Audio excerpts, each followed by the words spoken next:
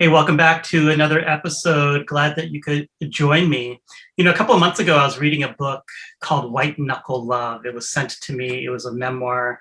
I'm reading it and I'm like, holy smokes. Like I could just totally resonate with what the author was saying throughout their story. And somewhere along this early on in the book, April Stace, the author, mentions that she had lived in Maryland for a minute. And I was like, Maryland. Okay, let's keep reading. And then she mentioned a few people that I knew. And I was like, wait a minute. I met April like 17 years ago. This is so bizarre. We have such a small world. And so I ended up emailing her and having a conversation with her and thought I should bring her up on the podcast. So April, welcome.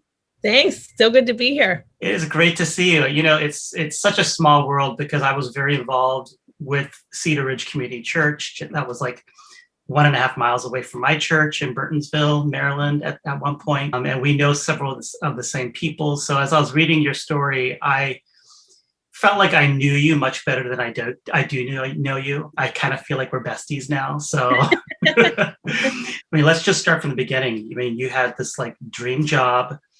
You have your Ph.D. done. You're like, moving to New York City. Like what pastor doesn't want to move to New York City and save all the heathens in New York, and here you are, you got your dream church. But it sounds like things very quickly you discovered this was not the job that you thought it was going to be. Yeah. And, it's funny. I actually never wanted to move to New York. I was just in a position where I had my PhD. I was really lucky to get a 1-year sabbatical replacement position after my PhD was over. And, the academic job market, is just as bad as finding a book agent. It's really, really hard, Yeah. And I have a kid, he was really young at the time. And my then husband was working a lot. And it was just this job offer from Riverside literally landed in my lap. They contacted me and said, would you apply? I was kind of like, well, I never thought I would go back to church work. And I certainly never imagined myself in a church like Riverside, which is a Gothic cathedral, right?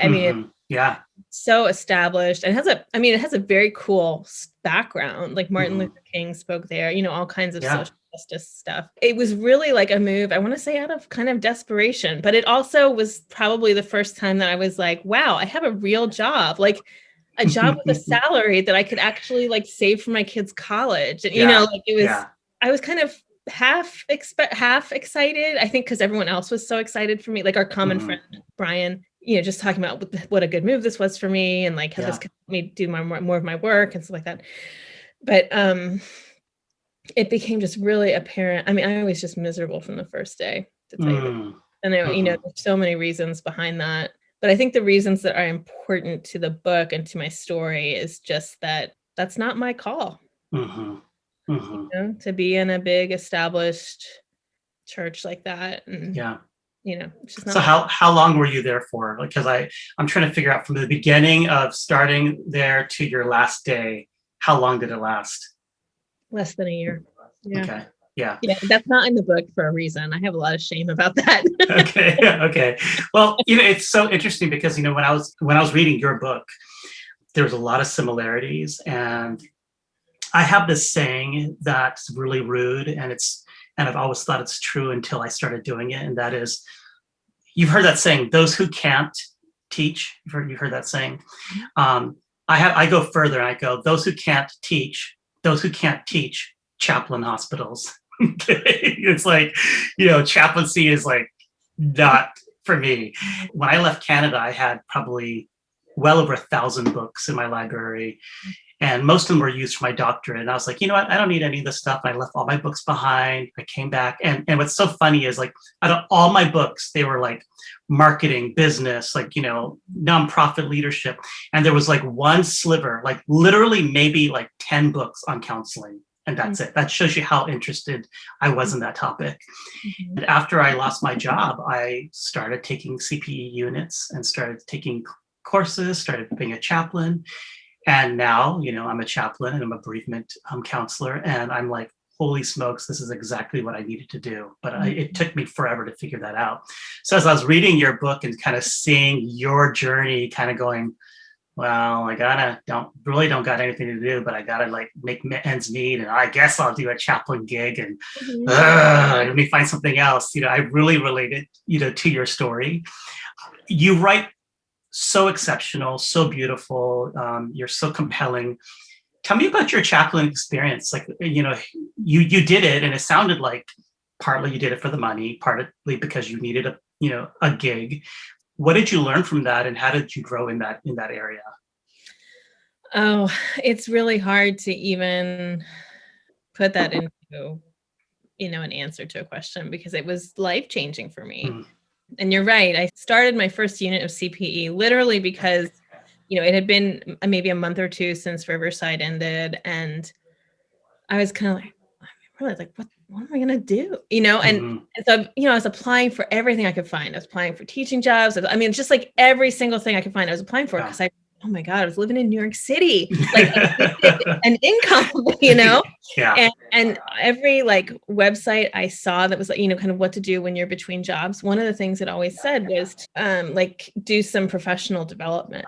And I was like, I just got my freaking PhD, man. Like, what am I going to professionally develop? And then it dawned on me that I'd never done CPE.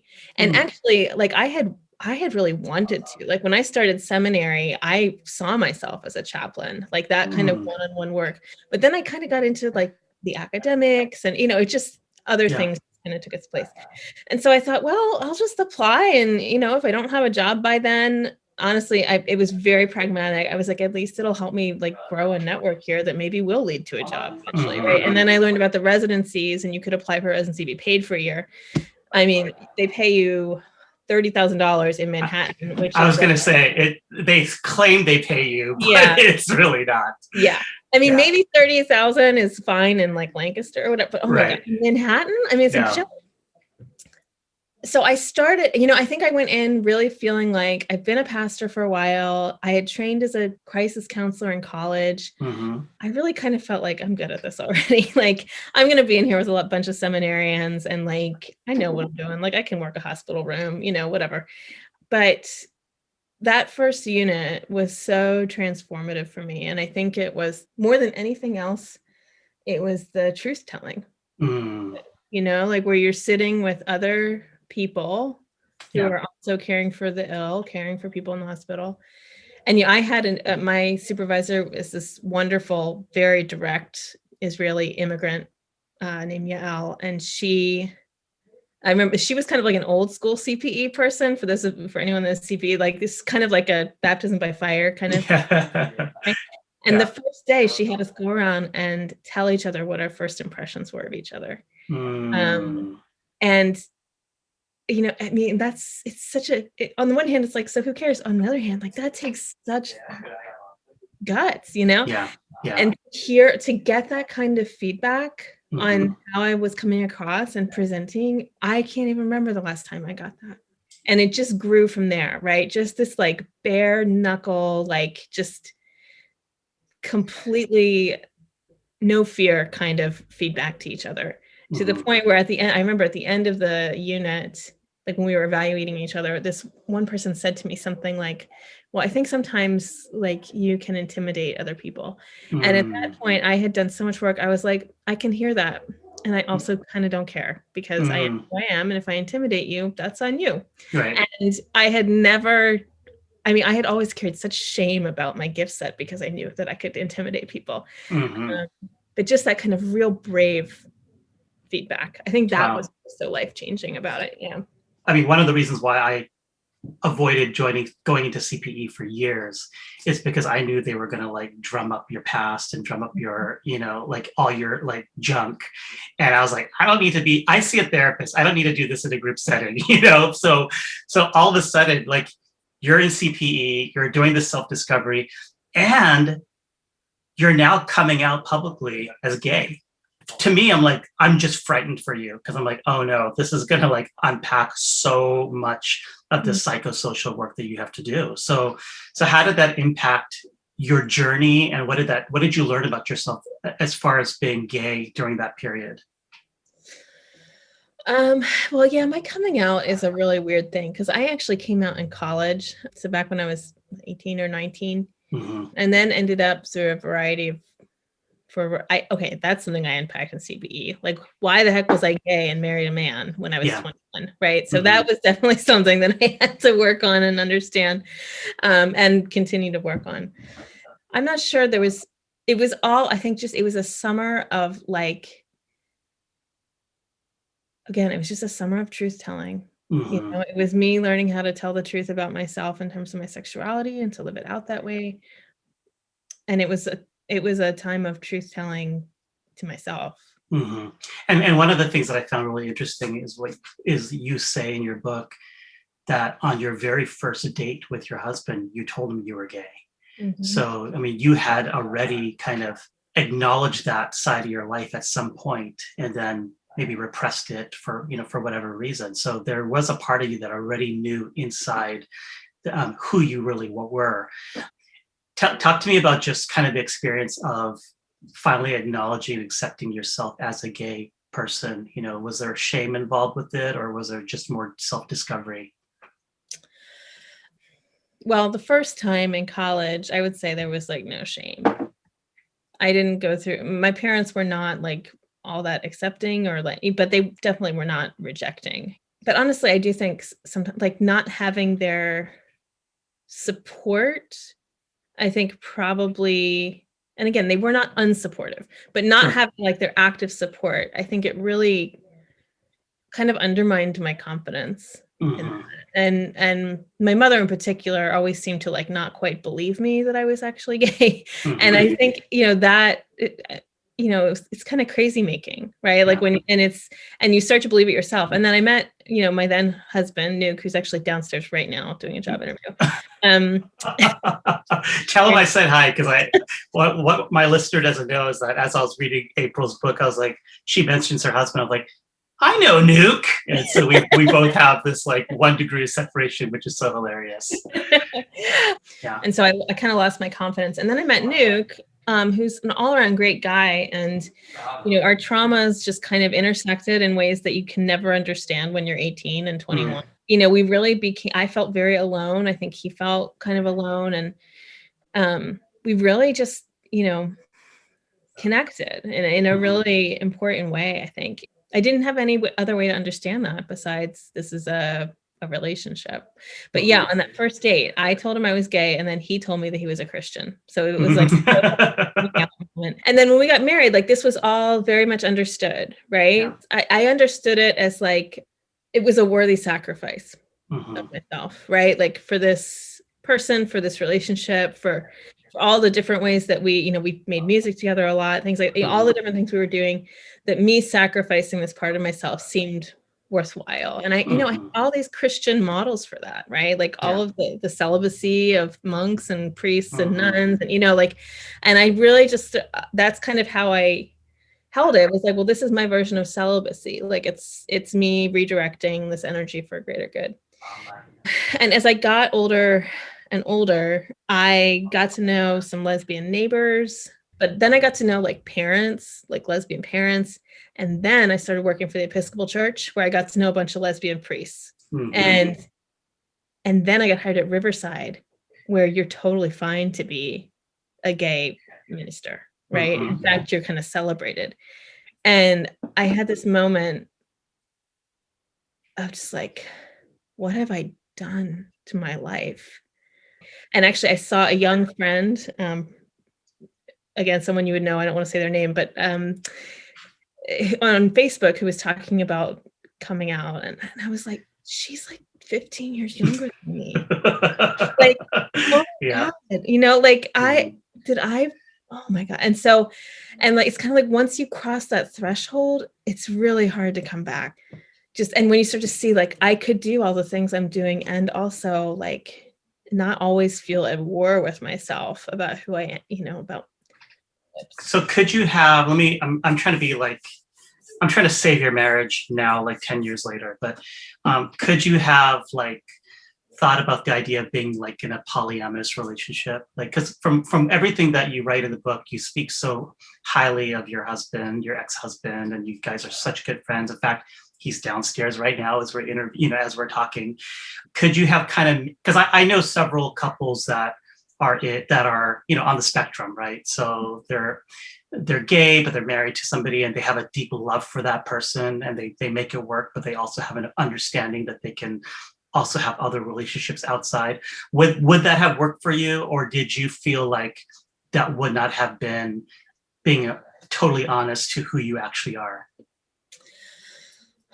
I think it could have worked. And I think sometimes I look back and I'm like, we could have done this in a much more gentle way, because our separation and divorce. I think the thing is that it was festering for too long, and then it's like when you get to a point, if you've let it go too long, it's kind of like it has to happen now or I'm gonna die. Yeah. And whereas if we had actually maybe like thought about it more seriously or addressed it earlier, I think we could have come up with kind of a creative solution. My son absolutely would have been grateful for that, but just, it's just the way the cards fell. It was kind of, that's what had to happen at the time.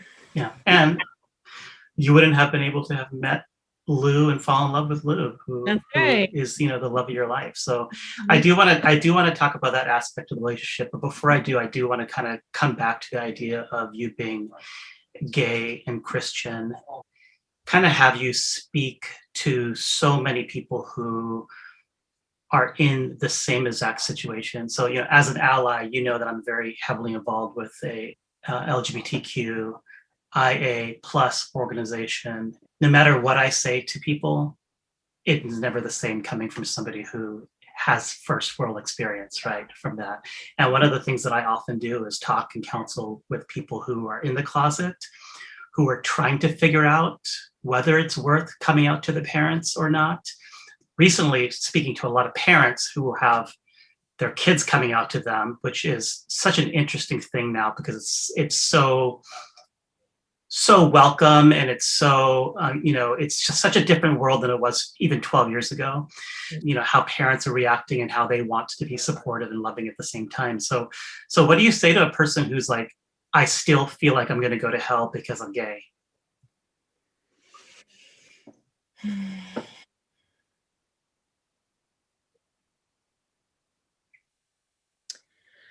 I'm not sure this answers your question, but one of the things I talk about in the book a couple times in different ways is just how, that there's no such thing as like a choice without a loss, right? And for me, very much the moment of kind of crisis was like, I think, I didn't grow up with that kind of theology that you're going to go to hell if you're gay or anything like that. Wasn't really part of my story, but I can kind of relate to it in terms of my role as a mother and my role, as a wife, in that I had grown up very much with like, divorce is wrong. Children, you do not do it. And even as much as I wouldn't condemn anyone else for getting a divorce, like I was just never going to do it.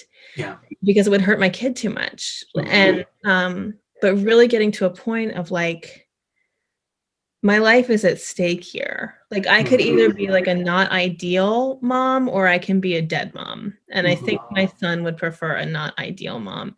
And I think there's something to that, getting to that point with God as well. As kind of being, like I could, I hate to say it, but it's almost like if you let it go long enough, you can get to a point where it's like, you kind of feel you're going to go to hell either way, because if you don't come out, you're going to be lying your whole life. You're going to be like probably acting out in all kinds of ways that you don't know, because you're going to have this frustration inside and you're going to be taking it out in ways you don't understand. And then also the risk of suicide for people that don't come out is very high. And, then you think, well, okay, so God, should I come out or should like, it's kind of like, you got to just, it feels like a huge risk. It really does. And So sympathetic to that. You know, my partner Lou actually has a great story about this, because they did grow up very conservative and very evangelical. And they got to a point, you know, they kind of had a very spiritual moment where they realized they were gay. And then they were at Biola, which is a Christian college in California. So they instantly got themselves in counseling, thinking like, there's something wrong with me and I have to fix it so that I can be a good person. But through that counseling, through that therapy, they got to a point where they were like, I'm just going to have to trust God with this. And, you know, I've trusted God my whole life. And God, I'm going to try and experiment. I'm going to try to just be okay with my sexuality. And I'm going to trust that if this isn't what you want me to do, you're going to tell me. And so they did. And so I often think like, that's such a profound story of trust, isn't it? Like I mean, it's really, Lou isn't even a Christian anymore, but I just look back at that spiritual moment. It's like, gosh, that's so profound. Like such a it is. And to come to the very end and say, yes, this is the truth, and still believe that that is God bringing you to that truth. Yes. Right. Yeah. I mean, that is such a huge piece to that. That's really profound. So I want to ask you a question. I'm embarrassed to ask you. I may not even put it on the podcast because I don't want to come across as like this stupid, ignorant, you know, person about LGBTQ issues. But I figure I need to ask you this, and and you know, I'll take the wrath if I end up, you know, podcasting this. But in your book, you say that, you know, Lou, you know, by design, you know, was a woman, and you met them as a lesbian, but then they saw themselves as a man, and they were talking about top surgery. I don't even know what happens. I'm not sure if they ended up getting top surgery or not in the book, but there's discussion about that. And, you know, and then like, you know, I start like totally like finding you on the internet. I'm doing my own sleuth research and pictures of you and Lou. And I'm like, okay, Lou's like a dude. Lou is like, you know, Lou's like dressed, acting, looking like a dude. Okay. And so then I'm like, why does a lesbian want to marry a dude? Because she just divorced a dude. So I'm like, and I don't say this with anger or meanness or judgment. It's more of, I need to understand that train of thought, because I think a lot of people are curious about that as well. Because like I've been to lesbian bars, and like 60% of them are like dressed in wife beaters and jeans, and they're like sideburns, and they look like dudes, right? And I'm like, what is going on? Why are lesbians wanting to date guys who are dudes, but they still want to be lesbians? So is that really like an insensitive question to ask you? I don't know that I'm going to be able to like clear it up, but I will say, first of all, Lou does not identify as a man. Lou identifies as non-binary. So, right. So that's when we think about like gender and transgender, like there's, you know, Lou would say is assigned female at birth, was assigned, and then, but has always kind of not felt right as a woman. And so actually when they identified as non-binary before I met them, they started using they them pronouns within the first week or two that we were together. And so Lou doesn't even identify as a lesbian, because a lesbian is by definition is a woman who attracted to women, right? So Lou identifies as queer because Lou identifies as non-binary, attracted to women. Well, that just explains it all right there. But it's really interesting. I mean, and this has been like a point of learning for me too. I mean, for one thing, thinking about Lou as compared to Nuke, like Nuke and I were driving back to Maryland for a funeral a couple of years ago. And I remember we were having this conversation and kind of going back and forth, and he was dating somebody and I was dating Lou, and we were talking about that in our marriage. And I ended up saying like, or he said something like, so what's wrong with, I think it's the same thing. He's like, well, you know, dating this person who's like so masculine, like, why couldn't you just stay with me? And I was like, you're not butch enough for me. That's hilarious. So yeah, I'm not totally sure. It's because it's, I was always really attracted to very femme women, like we call it gender presentation or gender expression. Until I moved to New York and started living into my identity. And then I really, I don't know, it was, when I met Lou, I was attracted to, like, I met them online and I met, their personality, and I was like, I need to know this person. And there are times that, like, it was a partial, there are times that I struggle with it, but Lou's not a dude. Lou is very much like a both and a neither. But definitely not a man though. Right. Non-binary. I think as soon as you said that clicked, and I was like, okay, we have to be cognizant of the idea that there are not two genders. Right. And so, and even for someone like me, who's trying really to understand and really be open to that idea, I still have that blind spot where I'm like, no, there's only two genders. So why are you choosing one, right? Instead of realizing that there's such a spectrum of where we are, right? So, thank you for explaining that. I want to go back to the book about your experience in chaplaincy and in New York, because it's such a beautiful arc as far as just how you started, and then kind of towards the end, as far as you finding your role as a chaplain and a healer and a mediator. Tell me how death in particular has changed you, just being with dying people and their families. How has that changed you as a person?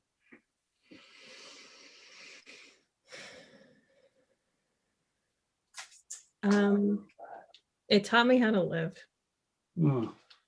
It definitely taught me how to live.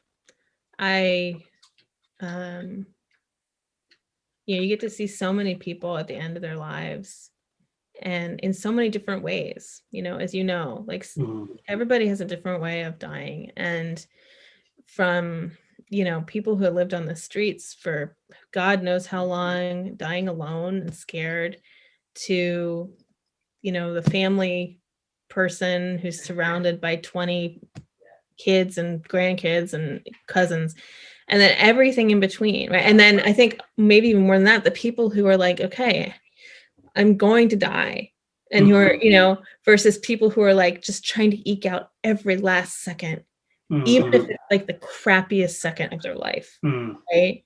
And it really just drove home to me, like, and not the first one to say this, but you die well if you live well. And it really just forced questions for me about, what does it mean to live well? Like, how can I be the kind of person who on her deathbed is like, I had a good run, instead of like, I have so much left that I never wrote my book, or I never did this, or and a lot of people on their deathbed, particularly in our culture, there's a lot of like, I didn't spend enough time with my kids, regrets, and I should have, just, my job didn't matter. That was not my issue. I spent plenty of time with my son, and I still do. And I'm really glad about that. And I didn't need chaplaincy to instill that in me. But what I did need was this, like, it became really clear to me, like, if I don't write this book, if I don't take seriously my creative writing, I'm going to die feeling like I never lived. So yeah, I think that's the biggest way being around death changed my life. And what did you learn about yourself writing this book? I mean, was there kind of, we just assume you're writing a memoir and you're kind of retelling a story, but as you're reliving it, what are you learning about yourself? Oh my God, it was the most painful book it was so hard to write. Especially because I was an academic writer prior to that, where like you lay out all the chapters ahead of time and you have your argument and like, where you're going. It's like, it's painstaking and it's difficult, but it's not like, it doesn't make you churn inside. Right. I think, for me, this book was how I made meaning out of a completely horrible time in my life. It just seemed like wanton destruction at my own hands, and just really trying to, it was just, I wouldn't even call it coming to peace with it. I think the hardest part was giving it an arc, because especially when I wrote it, there was no meaning in it for me yet. It was like, this just all sucked. Here it is. Yeah. And as a reader, you do feel that. I mean, I do feel your pain, and I do feel the depravity that you are experiencing. And it's almost as if there's like you're in a pit and you can't dig your way out, right? But that, I think, is part of the vulnerability that you help people realize, because so many of us can see ourselves in your story, different aspects of your story. So let's fast forward to your life today. Like, where are you today? What are you doing?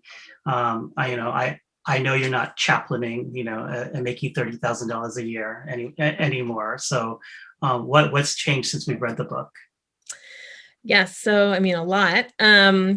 And Lou and I got married a couple of years ago.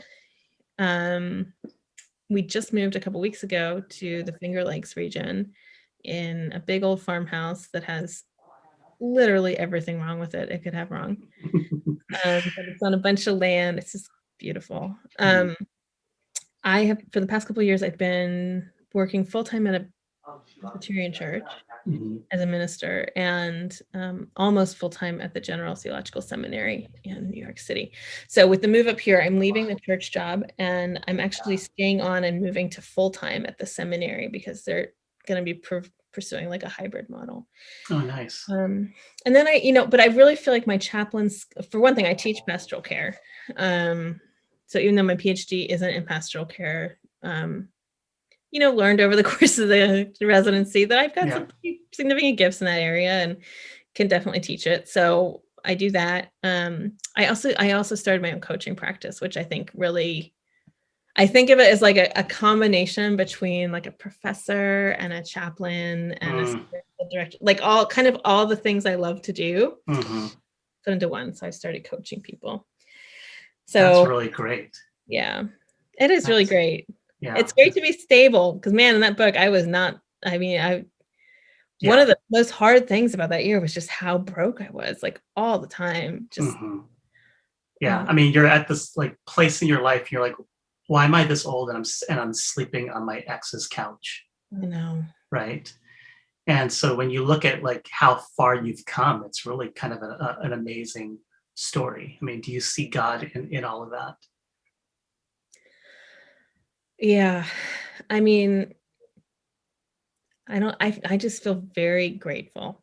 I don't even know that I can say like, well, God brought me here, did this or that. Like it's, I just feel very, very grateful that I have the gifts that I have, that, which, as much as they're not marketable in our society, are able to, I'm a writer and a musician and a pastor, like never make $1 zillion, but I had enough skills to make my way through. And just I'm just having this story come up in my mind right now that's not in the book, but it was when I was, I would go right from the hospital to pick up Luke at school on the train, take him, and then we'd have to take the train farther uptown. And it was always just, it was just horrendous. It was, every day was just so noisy and hard. And then I'd have to walk even further uptown if I needed to go get groceries. And this particular night, we had to go get some groceries to come home. And I had a $20 bill in my pocket. And so I was like, okay, we're going to go get this, and this. And so as we went through the grocery, I even got Luke something special that like he wanted. And I was adding it all up in my head. And I get to the cash register and I can't find the $20 bill. Oh my. And I don't have a credit card and I don't have anything in my bank account.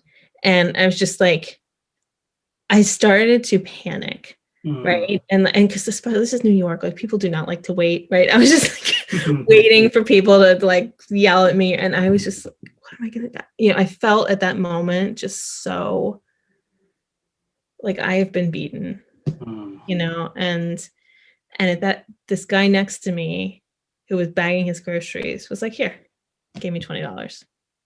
And I was like, are you sure? And he's like, yeah, don't worry about it. Just take it.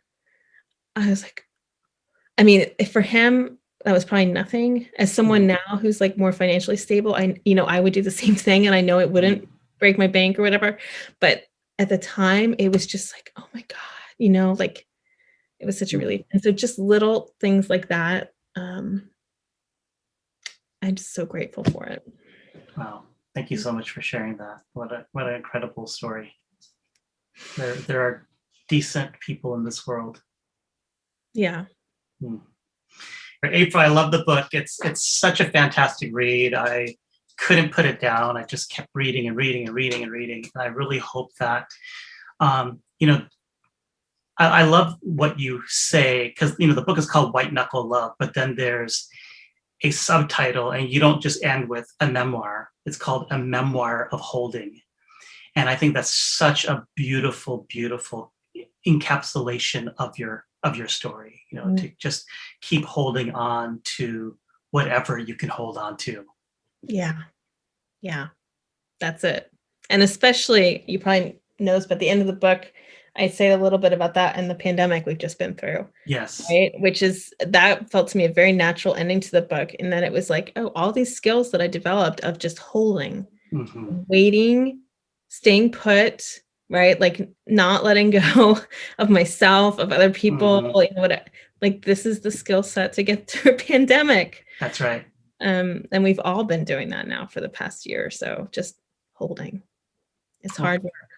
It is hard work. And thank you so much for teaching us about this. And thank you for joining me on my podcast. I really appreciate it. Yeah. Thanks for asking me. Yeah.